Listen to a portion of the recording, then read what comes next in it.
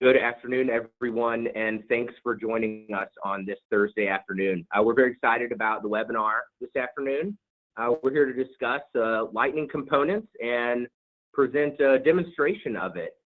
Before we get into the webinar, let me go ahead and tell you a little bit about EnablePath. If you don't already know, we are a Salesforce Platinum partner. We're very proud of that. We've got over 360 certifications. We've done thousands of successful engagements, so we have a very rapidly growing customer base, and what we're really proud of is our customer satisfaction rating of 9.3 out of 10. Two of the gentlemen they're going to walk through this webinar today are part of the reason the customer satisfaction rating is so high. They are some of our best architects, and really excited to hear what they're going to walk us through today. I'd like to introduce you Ernest Lessenger, our CTO, and he will go ahead and start it. Excellent. Thank you, Calder. And let me go ahead and make myself a presenter right now. Excellent. So everybody should see my screen. So really quickly, my name is Ernest Lessenger. I'm EnablePath's Chief Technology Officer. I've been a software architect, business analyst, and developer with 17 years of IT management and consulting experience. I've been in the Salesforce ecosystem for 10 or 11 years now. And I've been CTO at EnablePath for just almost 3 years. I think I'm 2 weeks shy of 3 years, during which time I've led the operations team, and I also run our regular webinar series on various Salesforce topics, including Salesforce release management. With me is Bijan Sadeghi. He is recently promoted to be our technical services manager, or one of our technical services managers here at EnablePath. He's a software architect and engineer with 15 years of experience in software design, development, management, and consulting. He's been with EnablePath almost as long as I have, and he joined as part of our solutions team and has since moved into doing technical architecture. And then, as I said, congratulations on recently becoming a technical services manager.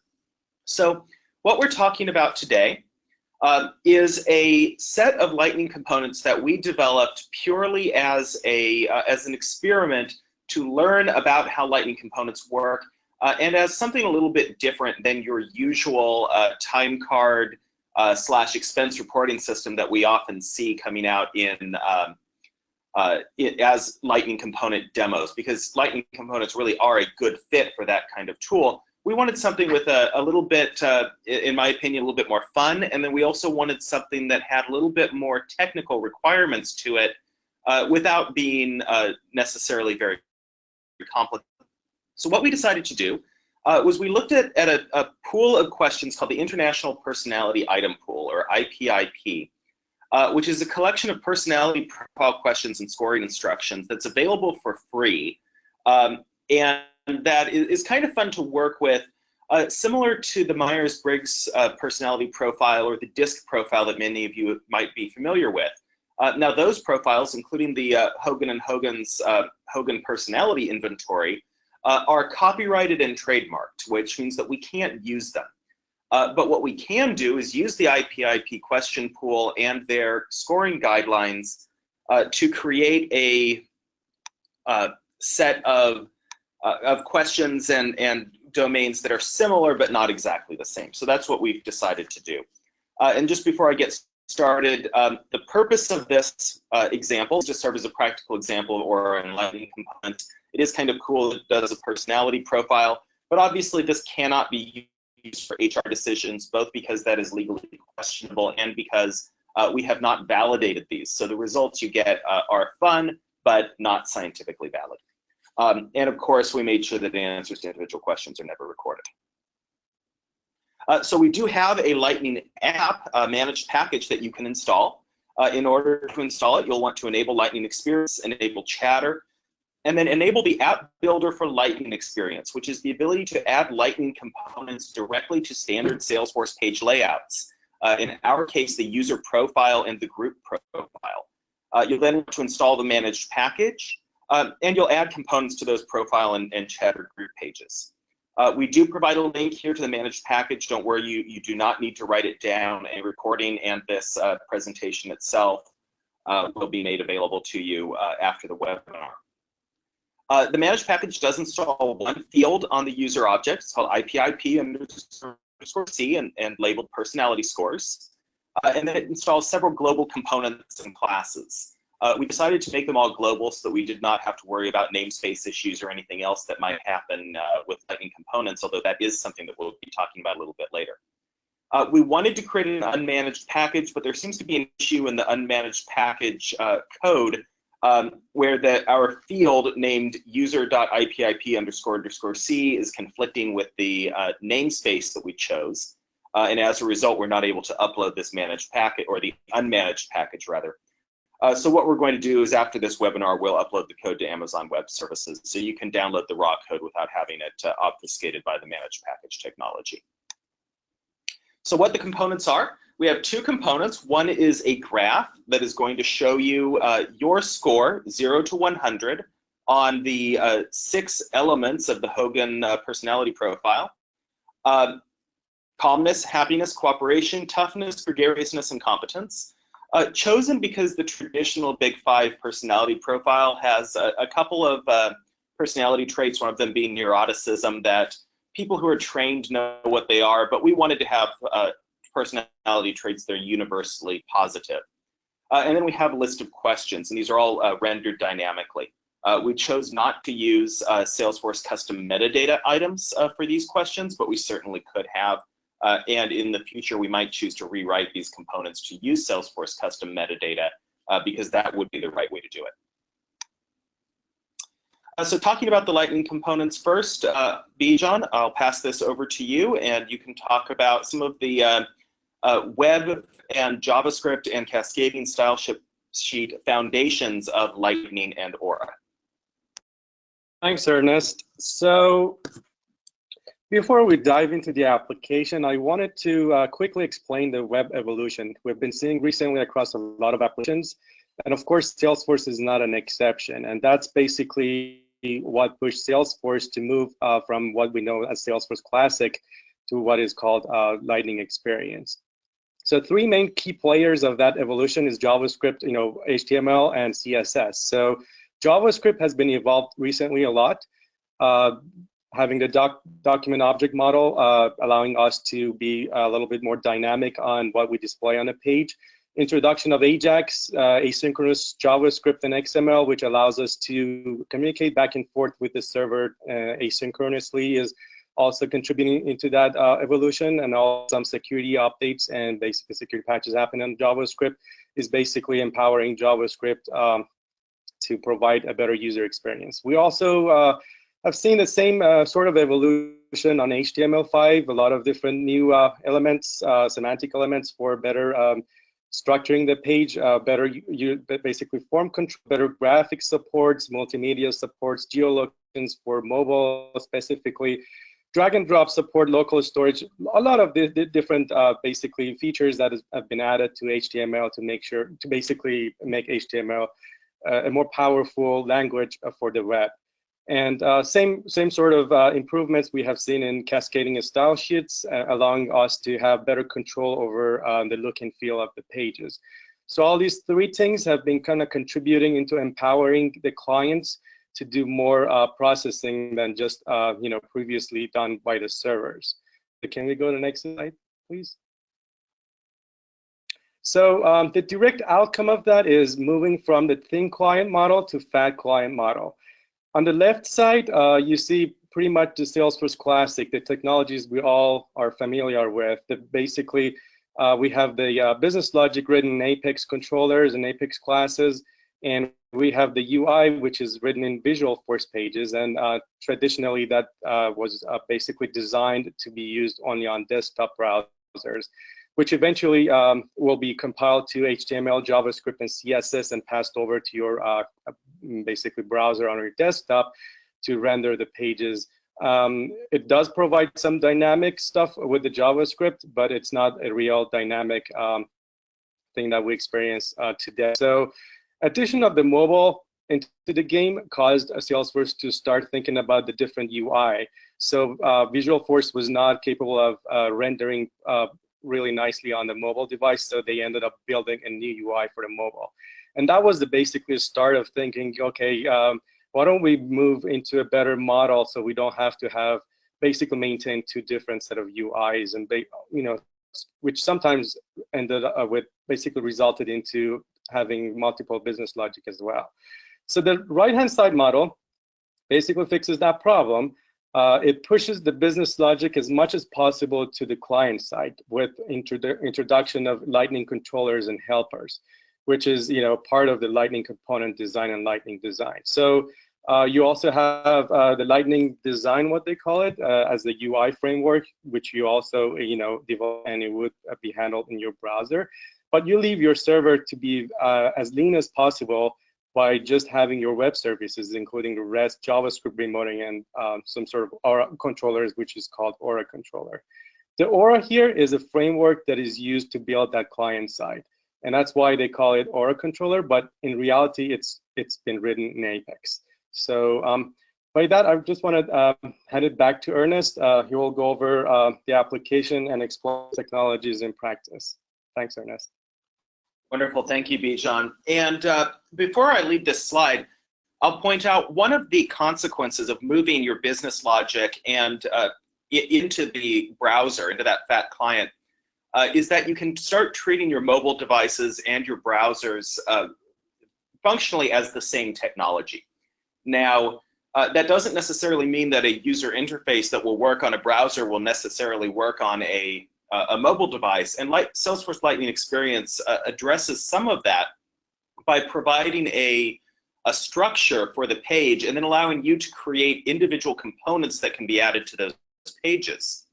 Now, because all of that data and because those applications have to be loaded onto low bandwidth and relatively low screen space mobile devices, you have to plan ahead a little bit, and you cannot actually embed data into your page like you with Visualforce, where you might actually send title data, and you might send rows and columns and cell values as part of the page.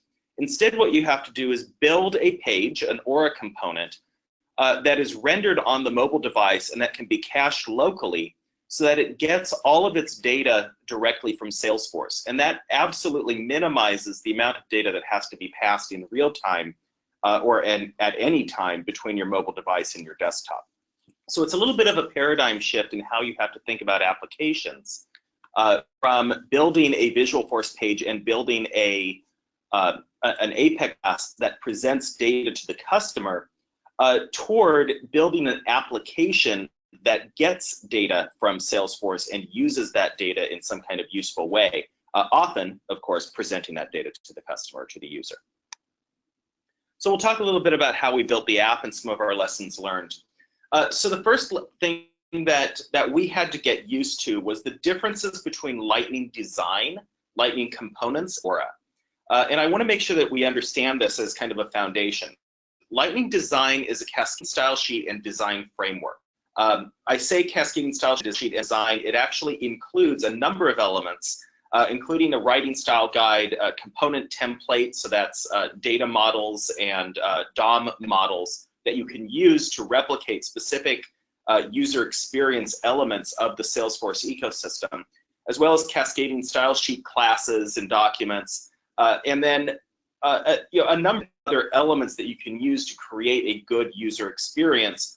But it does not actually create that user experience for you. You still have to have a little bit of UX savvy in order to use the Lightning Design System, although they provide a lot of that guidance as part of the open source website that you can go to. Functionally, Lightning Design is similar to Bootstrap in that they provide you with cascading style sheets and instructions on how to use them. It is technically open source. And they have a few different ways that you can consume it, including Maven packages that are very compatible with Heroku. You can download them and incorporate them into your own websites. And then, of course, there are packages that can be added to Visualforce pages and cascading style sheets that can be included in Aura components. There is some talk about adding standard JavaScript elements to Lightning Design. And that would allow them, the designers, to do things like build web tabs or a tabbing structure, or an accordion structure, or date time picker, or a complex pick list or complex multi-pick list that you simply cannot achieve with HTML5 and cascading style sheets. As of the most recent bug reports and development reports that I've seen coming out of the Lightning Design team, that is still under consideration, but it wouldn't surprise me if that's changed in the last couple of days, or if it would change in the next couple of days either. It is important to note that while Lightning Design is intended to make pages that look good on mobile devices and on desktops, and pages that look like Salesforce Lightning UI, it's not universally compatible. It does not necessarily have all the components that you need pre-defined as templates in Lightning Design, does not work with standard Visualforce components, and also, in fact, does not work with some of the standard Aura components. And it is not going to solve your usability problems of moving from a large, wide user interface like Salesforce on the desktop to a small, tall user interface like most mobile devices. You are still going to have to plan ahead a little bit, do user acceptance testing and so forth to make sure you design a good system. Lightning components are written in the Aura framework. Lightning components are specific to Salesforce, and they work with Salesforce, and they provide Aura interfaces to add components to the Lightning experience within Salesforce. That includes a lot of Salesforce proprietary event handlers. Where Aura itself is a user interface framework, a JavaScript framework. Again, it's technically open source. You can go to the website. And it is a compiled JavaScript, HTML, and cascading style sheet framework, including event-driven management, a documentation framework, and object-oriented design patterns. And we'll show you a few of those during the demo, as well as the ability to call Apex controller methods. And that's incredibly important for building Lightning components, because as I said, you cannot assume that when you render the application, you will provide data to the user. You have to assume that the application itself needs to be responsible for calling those Apex controller methods and getting whatever data is going to be used to render that user interface. We'll talk about that in a few minutes.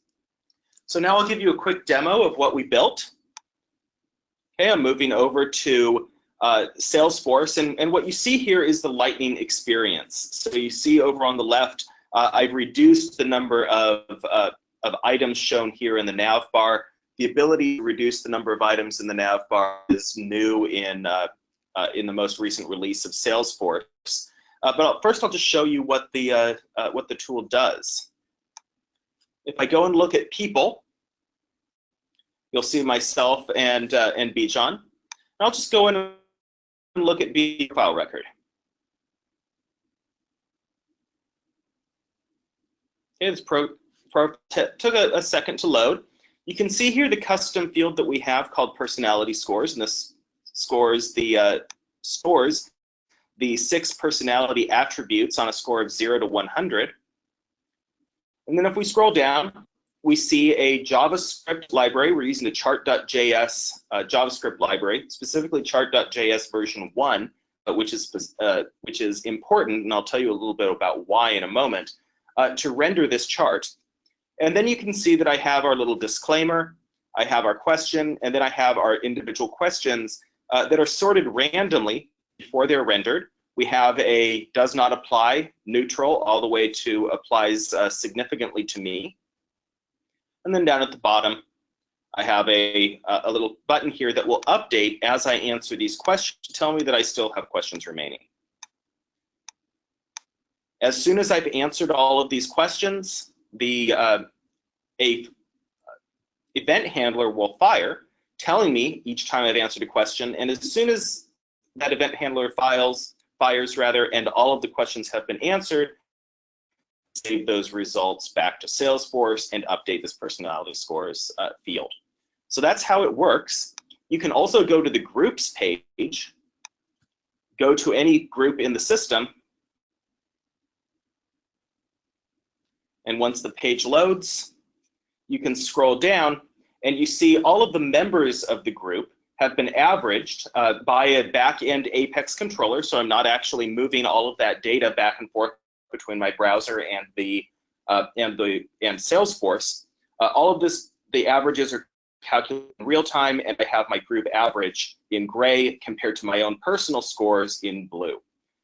So it's not so interesting with only 2 people in the organization, but because I've added this component to the standard Salesforce page layout, every chatter group that I have, as well as every profile I have, now has a comparison of my own scores to that person's scores or to the group's average score. Again, this is not scientifically valid. If I were to make it scientifically valid, what I would want to do is find some kind of control group, possibly calculate a z-score, and show my z-score relative to the control group and relative to the average of the other members of the group. In doing something like that, you're welcome to do your own research and implement it with the code that we provide, or we're happy to work with you on that. But what we have is kind of cool and fun to play with. So how does this work when you're adding these components to the page layout? You go to any page layout, wait for it to load there, and click on the gear, and you have the ability to edit the page layout.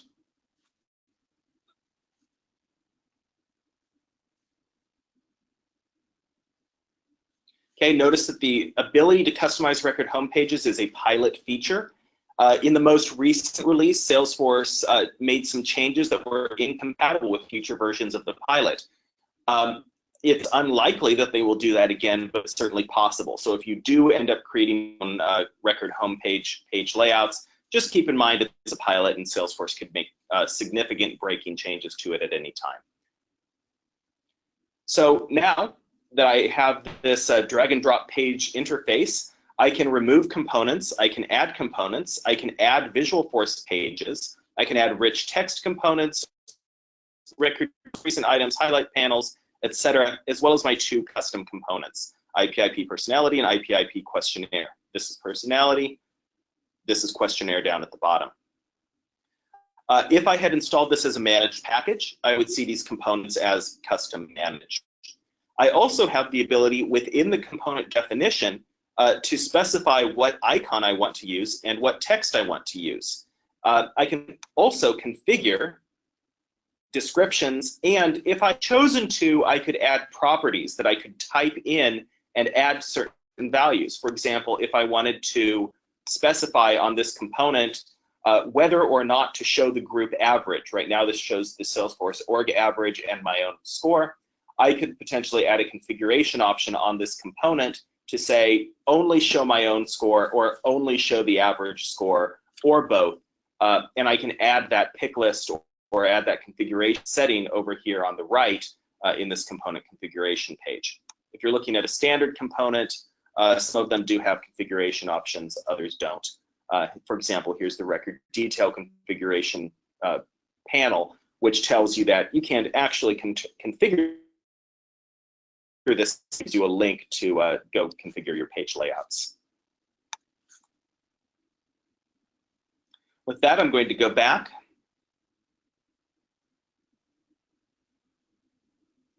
Now I'm going to briefly show you how Salesforce development works with Lightning components.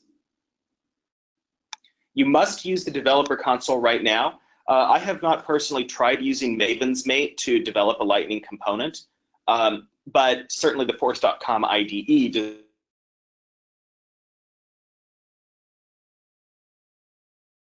It works pretty well. So our solution here, I'll just go ahead and close all these documents, contains 5 Lightning components. Questions, which is the questionnaire component that you saw, IPIP, which is an application. That application is actually no longer necessary. When Lightning Components was first developed by Salesforce, they intended that all components would be used as part of applications.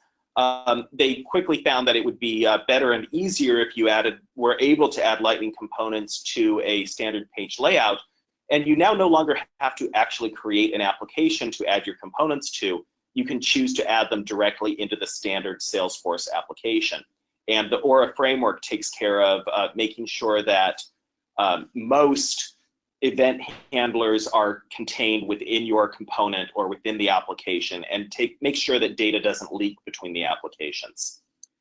Question, which is an element of the question's questionnaire. Answer, which is an even smaller element of the questionnaire, or excuse me, answer is actually an event handler. And then personality, which is the JavaScript chart that you saw. Each of these components is comprised, they're actually called component bundles, and each of these are comprised of a number of different files. A documentation file that lets you provide some documentation about your component, a JavaScript controller that is similar to an Apex controller, a helper that allows you to create code that can be shared through the object hierarchy. Lightning, or Aura rather, does provide a way to base one object on another, or rather to inherit the capabilities of a parent object into a child object. And that's done by creating controllers that are specific to your component that you're working on. You can think of them as private, and helpers that are shared with the hierarchy. You can think of those as protected. You have your private methods, your protected methods. Design, that is a type of documentation. I'll show you that in a moment. The component itself, which is your XML structure, similar to HTML, and of course your style sheets, which must be specifically namespaced and classed so that they're only available to your element. So if we look at the component real quick, and we won't go through everything here, the IP component has access equal global, which makes it available to application. The controller is namespace.questionnaire, so we have an Apex controller called Questionnaire. It implements force app hostable, which makes it hostable within the Salesforce application. FlexiPage available for all page types, which also makes it available within the different parts of the Salesforce application. Force has record ID, and Force has SObject name. Adding Force has record ID and Force has SObject name is what makes this component available for those page layouts, for the record homepage layouts that we saw earlier. Specifically, you must have an attribute called record ID and an attribute called SObject name. We then require the chart.js script, and the script has been completely loaded into the memory and is available for use. We run c.init. Similar to how JavaScript, or excuse me, how Visualforce worked, we're going to call our controller.init. We have a few elements on the page, canvas, and a div.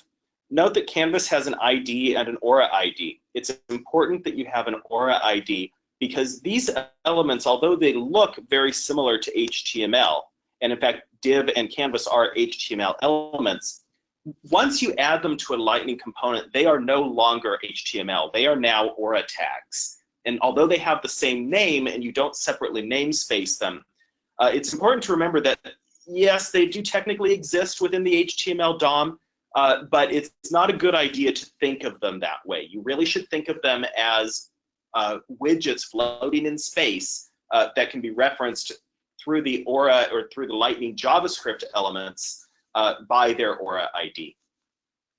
So let's look at c.init. C.init exists in our controller. It calls helper.loadMyScore, passing the component in as a parameter, and helper.loadTheirScore. There's also a method here called drawChart. Now, it looks like I did not separate drawChart out, and there's a reason for that. We'll get back to that in a moment. But now we have this controller element called drawChart, and I'll come back to that. That all it does is call this helper. Now, if I look at the helper, loadMyScore is going to access c.myscore. MyScore is actually a function in the questionnaire controller, which I'll show you right now. So I'm going to open the Apex class called Questionnaire. And notice this Aura enabled element. That tells you that this method is available to Aura. And that's really all you have to do to make the method available. There are some restrictions on data types and things like that. But let's look at MyScore. MyScore pulls the data out of Salesforce, checks to see if there's anything worth talking about, compiles it into a score object, which is a custom Apex class that I wrote, adds the username, as the current user, adds some debugging code, and returns that element. Salesforce will, for the most part, with some exceptions, take care of serializing and deserializing the input and output from these methods into and out of JSON. So what this helper does is it uses action.setCallback to say, okay, I'm going to call this Apex method called myScore. I'm going to give it no params because I know that it's my score. I'm going to set the callback to say when that result returns, if it's a success, I'm going to first get the value of that result. Then I'm going to set the view state, that's v.myscore, to be that value. And I'm going to set v.myscoreLoaded. Then I'm going to call this.drawChart.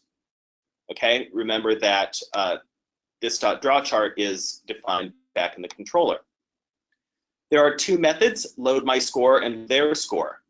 These operate in parallel. Remember, the controller calls them in sequence. So actually firing off these actions is going to happen sequentially, but because these are both callbacks and because they're both enqueued, there's no guarantee that both loadMyScore and loadTheirScore will fire at the same time, which means that we have a race condition for those of you who are familiar with classical development. And as a result, you could have a situation where their score is loaded before my score, or my score is loaded before their score, or they both load at the same time, or neither of them loads. All of that is possible, and we'll talk to that in a moment. Okay, eventually the chart is drawn. We use component.find to get that ID. We go through and we render using chart.js. And that's how that component works. The questionnaire component is very similar. It uses some different technologies that we'll get to a little bit later, but I'm not going to talk through them right now. What I am going to do right now is we'll pass off, and Bijan, I believe you are ready to take over on this slide. Thank you, Ernest. So, okay, thank you. So, as Ernest went over the application that we've developed, want to go over some stuff that we learned, basically what I call them good to knows. Stuff that, you know, we want to make sure that if you are getting into development, you're aware of it. That's something that will definitely save you some time, not experience them again. So, as Ernest mentioned, Lightning components are written in open source Aura framework, which is based on JavaScript. So you need to know JavaScript. Don't assume that if you know Java Apex, you know JavaScript, because JavaScript is a different language with a lot of different capabilities.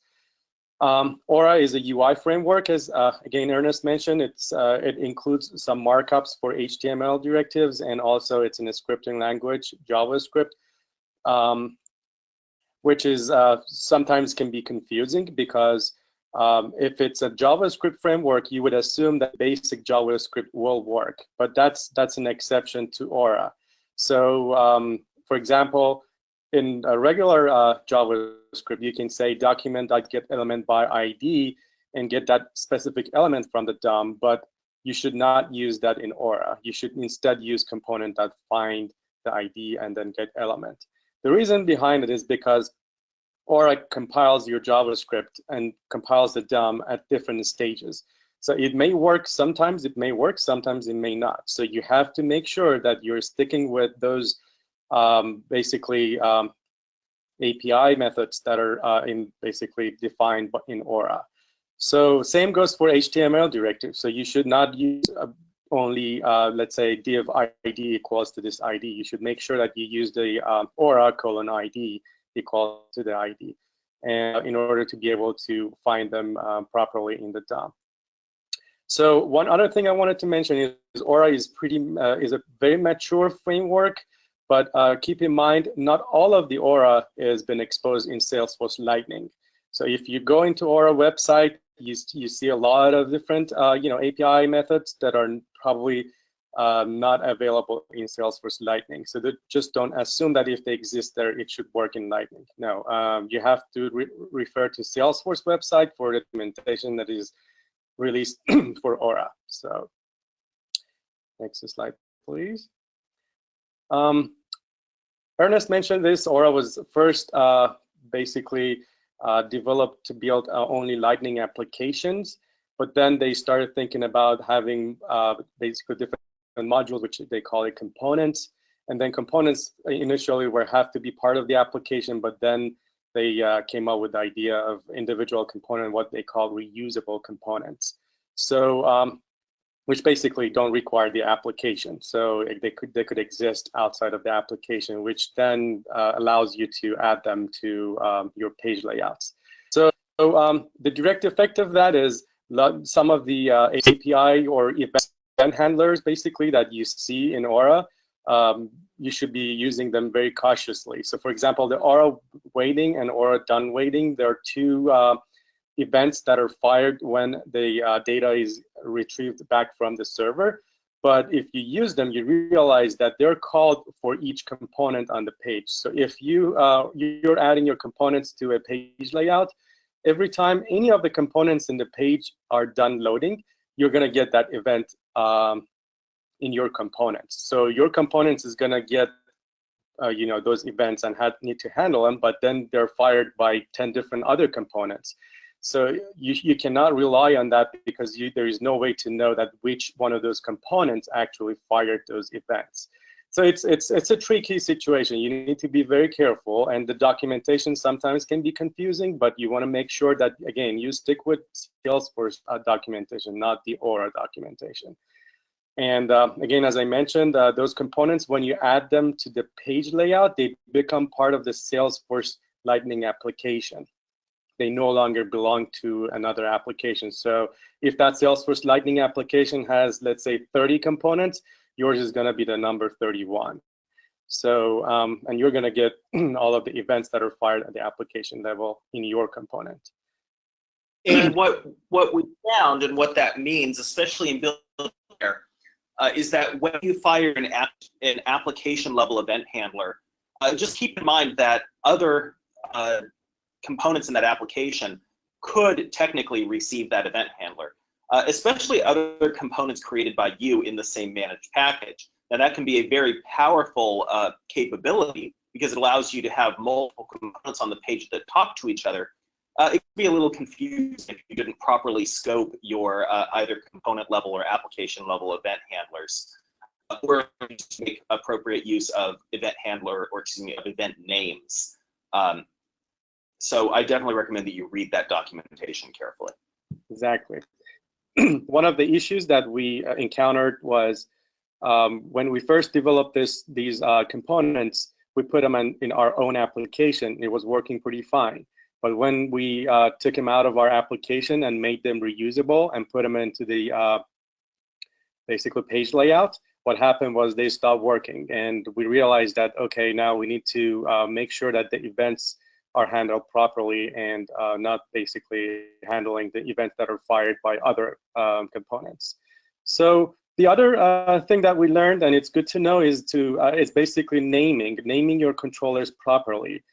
Aura controllers, which are written in Apex and they are your server-side methods, cannot be named the same as your Lightning controllers, which are written in JavaScript.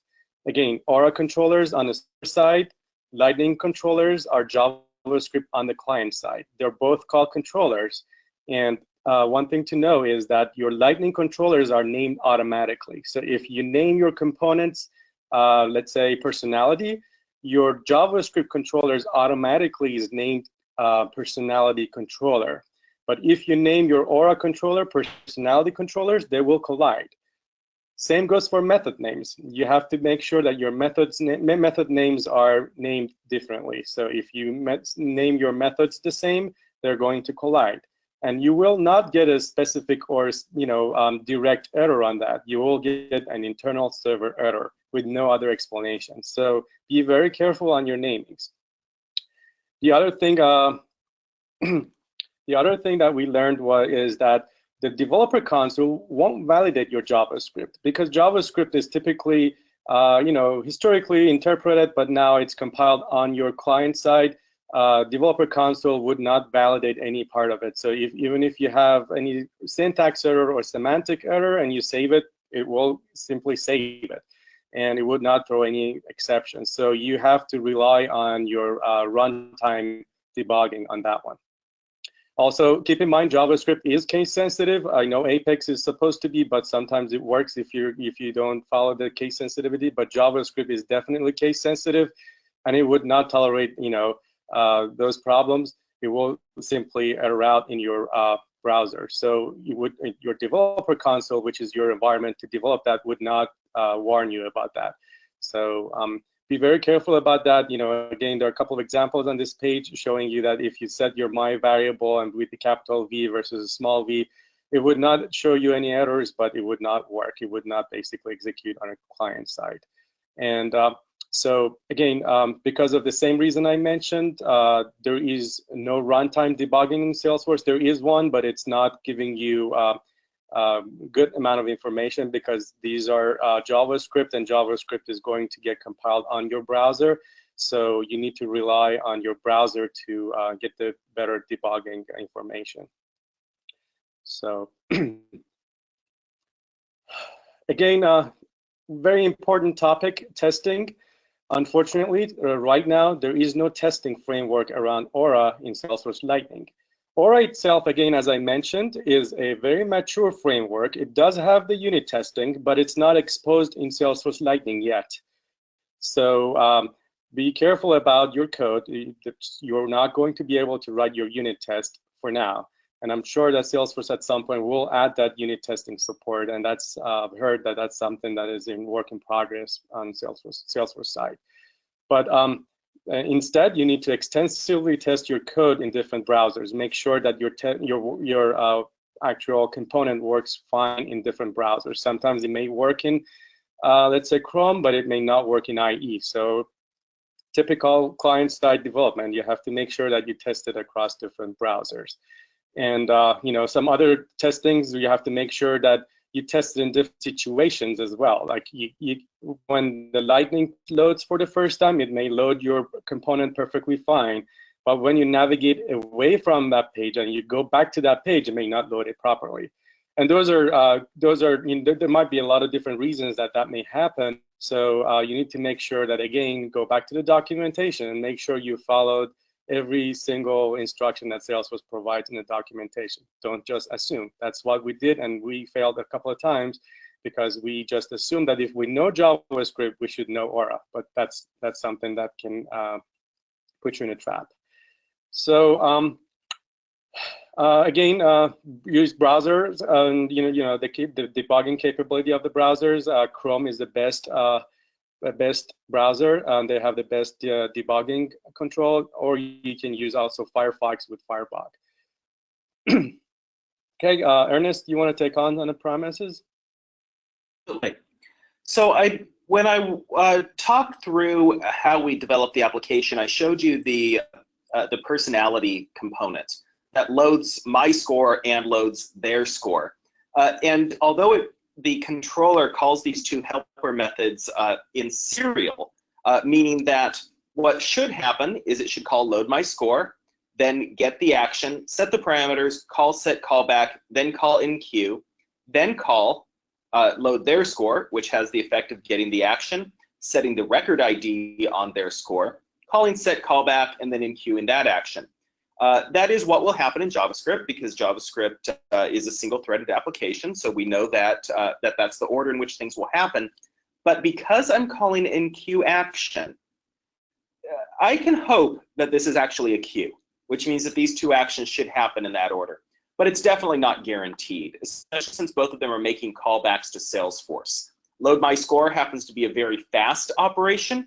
Load their score could take a while because it's calculating average values, which means that while I can normally expect that load my score and the this draw chart here should be called first, it's not necessarily the case. And it could also be called potentially seconds before load their score completes and calls this draw chart. And that's the result of something of a development concept, or it impacts a development concept called promises. In the Angular JavaScript framework, you have $Q that gives you your queue, Q-U-E-U-E. which is a type of promise. And you can do things like say, I want to run this method only when all of these asynchronous operations have completed. In this case, what I might want to do is say, I do not want to draw the chart until both load my score and load their score is complete. Now, in this case, there are different ways we could handle this. We could call load my score, which when load my score is complete, could in turn call load their score, which would in turn call this draw chart. That's called the pyramid of death. That means that what we're going to do is we're just going to keep nesting processes back, and we're going to say, okay, when load my score is complete, I'm going to execute the promise and call load their score. When load their score is complete, I'm going to execute the promise and call this draw chart. This draw chart might in turn be asynchronous, and we can end up with a situation where we have very long strings or a pyramid of spaghetti code that is very difficult to understand. And there are other options. As I said, we could use a beacon. That's why we have this.myscore loaded and this.theirscore loaded as well. When we call this.draw chart, we check to see whether both v.myscore loaded and v.theirscore loaded are both true. If they are, we draw the chart. If they are not, we do not draw the chart. Unfortunately, that will not help if load my score completes significantly earlier than load their score, and we want to maybe draw the chart partially based on whatever data has come in, but we don't want to get a collision where we're drawing the chart twice at the same time. That would be bad. So there are some challenges there. In Angular, you can use the $Q service. You can define some custom events and write handlers, or you can just design your app component to not require such functionality. For example, we could write an Apex method called load scores that returns both my score and their score as a single element, and then we have no pyramid of death. We just have a single promise. So there are a few different ways to handle that. Just keep in mind, it's an issue in Lightning right now. I am sure Salesforce will come up with a solution for this. It is a development challenge that is endemic to JavaScript, and I'm sure it will be solved, but the solution is going to be in detail. So some other good to knows, working in Lightning experience. Page reloads in Salesforce take a long time because whenever you do a full page reload, you load an entire Salesforce Lightning application. Memory usage is also very high. When I did my Firefox profiling on my 2013 MacBook Pro, a single Lightning app was larger than both Facebook and Gmail put together in memory. And once I got more than 2 or 3 Lightning apps, so Salesforce instances running in different tabs, as well as the development console, I actually get some lag, some keyboard lag and some screen lag on my MacBook. So definitely something you should keep in mind as you're planning your development environment. Make sure you have a device that can handle doing this development running in development mode. I would also recommend make sure you choose the right libraries. Because Lightning lacks parallel promises, you have to choose a library that can be initiated with, or initialized rather, with empty data and then updated asynchronously. We chose to use version 1 of the chart.js library. That was a mistake. Version 2 would have been considerably better. The reason is 1 does not allow us to create a chart with empty data. So we had no ability to do something like render the chart, then when the chart was complete, load my score and their score asynchronously and just add that data to the chart. That would have been nice. But because chart.js does not support that, what we had to do was work around that fact and say, you know what, we're not going to load the chart at all until we have all of the data available. And that isn't the end of the world, but it certainly introduces a delay and a user experience challenge that isn't necessary. So just make sure that you have libraries that handle a complete application lifecycle, including updates to whatever libraries are or whatever work is being done by those libraries, including possibly interruptions. If you have libraries that do asynchronous computation or potentially render an animation, something like that, you want to be able to add data or update the data in that library without stopping and starting it and going through all of that mess. So libraries that work properly asynchronously. Also, be prepared to proxy API calls. Lightning cannot access third-party libraries, and by third-party, I mean hosted libraries that are hosted elsewhere. And they cannot make client-side API calls. They can only make API calls back into Salesforce, which means that if you need to access third-party libraries, you have to store them as static resources in Salesforce. And if you want to make API calls outside of Salesforce, you have to proxy those through the Salesforce application, which is not the end of the world, and it certainly increases security, but it can be a little bit of a pain if you're used to just making direct client API calls. I do expect that to change. I don't see Salesforce preventing you permanently from accessing third-party libraries, although they might, or rather third-party APIs, although it would not surprise me if they gave you some kind of way to control that and prevent Lightning from accessing anything other than trusted third-party APIs. That would be very consistent with Salesforce's security practices. I also recommend that you use managed packages effectively, or certainly give some thought to how you decompose your development work, because Lightning components can grow out of control. And then, of course, watch out for namespaces, because every element in Lightning uses a different namespace convention. Some of it is namespace with 2 underscores. Sometimes it's namespace with a colon. Sometimes it's namespace with a dot. Just make sure you read that documentation. And then make sure you update all of your namespaces before you release that as a managed package. You can see there on the right are 5 different controllers, totaling what, 5, 6, 7, 8, so 10 or 15 different files. Fortunately, Salesforce manages all of those for us, and we probably could have gotten away without the IP application, but the other elements, we have 3 different component bundles that are required just to render the 2 components that are visible on the screen to you as the customer. So it definitely behooves us all to make sure that we're using managed packages effectively, and make sure that we give some thought to how we compose those elements, that we really don't create any Lightning components that are not necessary and that we don't intend to maintain. And with that, we have 8 minutes left for questions and answers. Calder, have you been watching the questions? I don't see any posted here. So I will carry on and talk about EnablePath and a few of our offerings. And then, as I said, this webinar will be posted later today online, so that you can download both the presentation and the video. And in the meantime, if you have any questions, please post them through GoToWebinar. So I'll talk briefly about our upcoming webinar. EnablePath is going through an exercise right now of building out a new system that we call Project Fusion.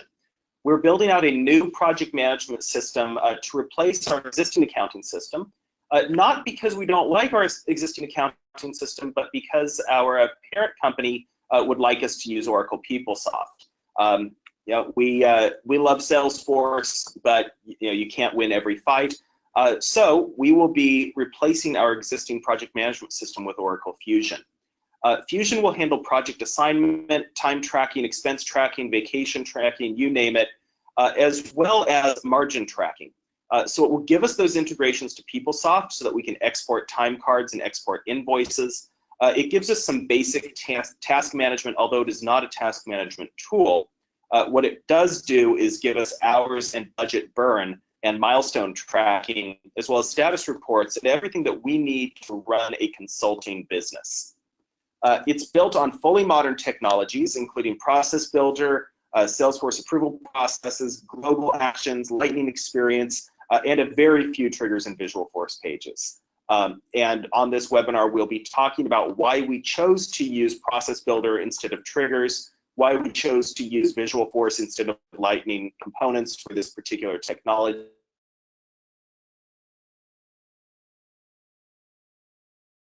to make Fusion as future-proof and integration-friendly as it's possible to make it. We'll also be talking about some of our partner apps that we use, including Rollup Helper, Conga Merge, Jitterbit, and Cirrus Insights. I'll skip over this slide for now. This is what I call, no, actually, I'll talk to it. This is what I call my soapbox slide. If you haven't gotten it by now, Lightning and Process Builder, those two technologies in particular, are really raising the bar for solution architects and technical architects. In the Salesforce consulting world, in much of the larger Salesforce ecosystem, there's a separation between people who do things with clicks and do things with code. We happen to call them solution architects and technical architects. With the advent of Process Builder, solution architects are now able to do things that used to require code. They can write triggers or do work that used to require a trigger. They can build page layouts that used to require visual force pages, and so forth. And technical architects now have access to Lightning components and to all of the JavaScript frameworks around those, which means that technical architects can now develop interfaces much more easily than they used to, and they can now develop much more powerful user interfaces using the same number of hours and the same budget. As a result, we expect our click configurers, our solution architects, to take on more complexity and more project complexity than ever before. And our technical architects are now able to take on more complexity than ever before. And it's up to both roles to stretch themselves. The solution architects need to learn more and be able to deal with higher complexity. The technical architects are going to need to give up some of that work that they used to get pretty much for free. Building a simple trigger, basically free money. Well, not anymore. Now solution architects can do that, and the technical architects are going to be expected to do much more interesting, much more valuable work.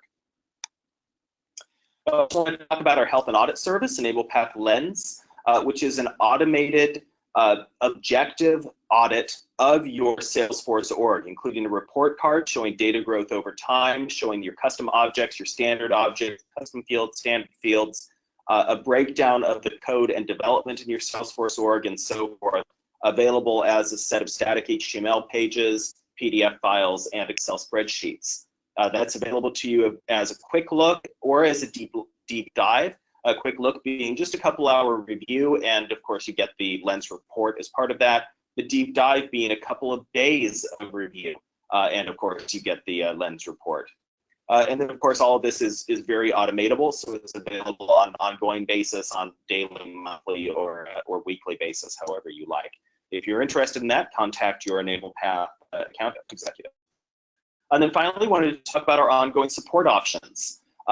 If you have any Salesforce needs around needing admin staff augmentation, all the way up to Lightning experience gap analysis, custom development, data migration, Salesforce optimization, you name it, we have simple and flexible support options that are either available standalone or we definitely complement Salesforce's Premier Success offerings. Think of this as consulting, as on-demand ad hoc consulting by a team who knows Salesforce, knows your Salesforce org, and has the full staffing and full backup of EnablePath to support your support team and get you whatever answers you need. If you feel like you need that, or if you have any questions, call Pam Bryan, pbryan@enablepath.com, or 770-995-6691. And that's the end of our presentation. I'll check and see if we have any questions. I do not see any questions through GoToWebinar, so I want to thank everybody for your time, and we will give you back 1 minute of your day. Thank you, and I hope to see you on our next webinar. Thank you, Ernest. Thank you, everybody.